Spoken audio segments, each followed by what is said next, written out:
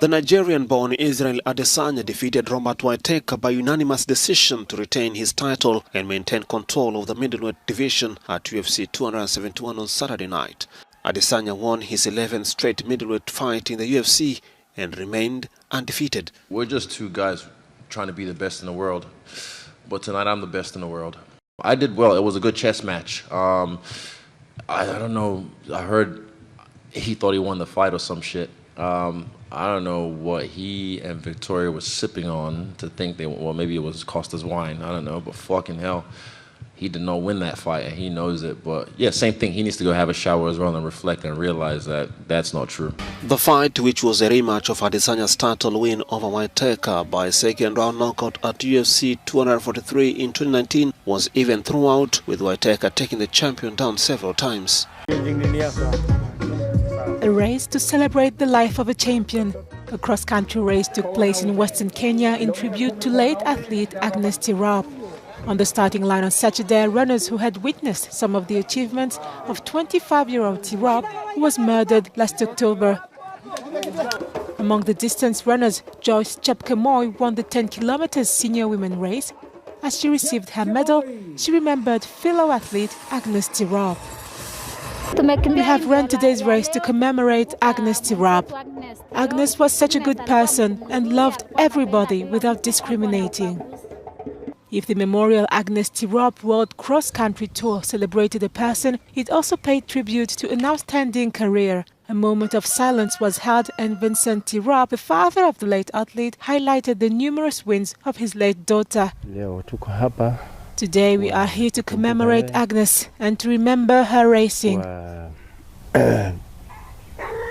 If she were alive today, we would have expected to receive many more trophies like this one I'm carrying, because she was a champion of cross-country.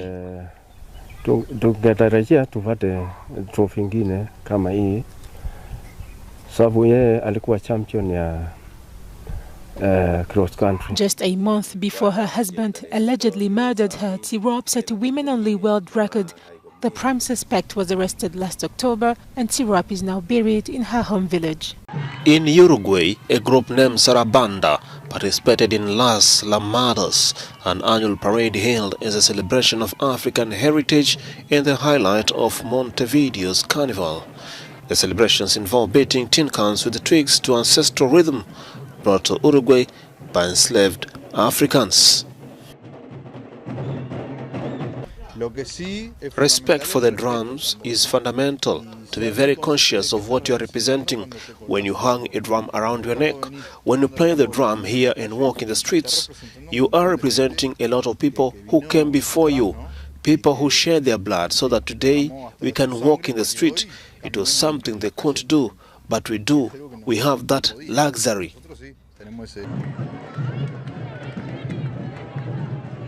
It was the 1940s, barely 100 years since the abolition of slavery in South American country, and a period of explosive growth of candombe, a uniquely Afro-Eurasian music style. The music was brought here by the blacks, and later UNESCO recognized it as a piece of Uruguayan cultural heritage transmitted within families of African descent. The Uruguayan dictatorship tried to take candombe out of circulation in the country, and they were wrong to do that because they dispersed black people in different parts of the country, and instead of making them disappear, they made them grow. Today there are drums in every corner of the country. Every year since 1956, dozens of campusers march in the Montevidean city center with the painted faces and elaborate costumes that hark back to a distant past on a foreign continent. In a two-day carnival competition watched by thousands, they beat out candombe tunes on wood and animal skins drums.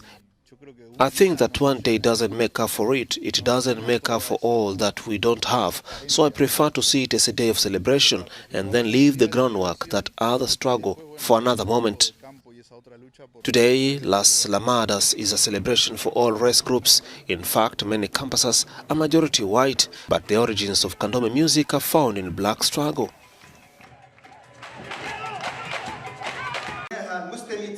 Members of the Tunisian Judges Association held an emergency meeting after President Saied moved to dissolve the Supreme Judicial Council months after a July power grab. The judges are now calling on President Saied to turn his decision and rescind the Judicial Council. The judges also vowed to protect the legal institution and the country's constitution. Once again, we call on the President of the Republic to renounce his decisions and protect Tunisia from possible slippage related to this dangerous direction, and we want to defend the legal institution, starting with the Supreme Council. Previous protests occurred last week and several magistrates boycotted work and closed court premises. The group is now looking for other ways to pressure the government into heeding into their demands. Now all alternatives are possible and likely. Obviously, we want to take into account the context of the country, whether it is the social, economic and the particular political context tense, but this meeting will allow us to decide on the next steps. Saied had long accused the Supreme Judicial Council of blocking political sensitive investigations and being influenced by its nemesis, the Islamist-inspired Ennahda party. Thousands of Tunisians protested on Sunday, hours after President Saied officially replaced a judicial watchdog and gave himself powers to sack judges and ban them from going on strike. Hours after the decree was published early Sunday morning, more than 2,000 protesters gathered in central Tunis, many waving flags and chanting slogans in support of an independent judiciary. On July 25, we were 6 people. Now we are thousands. On July 25th, President Saied had many people behind him. Now he is alone, and even with himself. I think he is not even with himself. So we are proud of these people, these militants.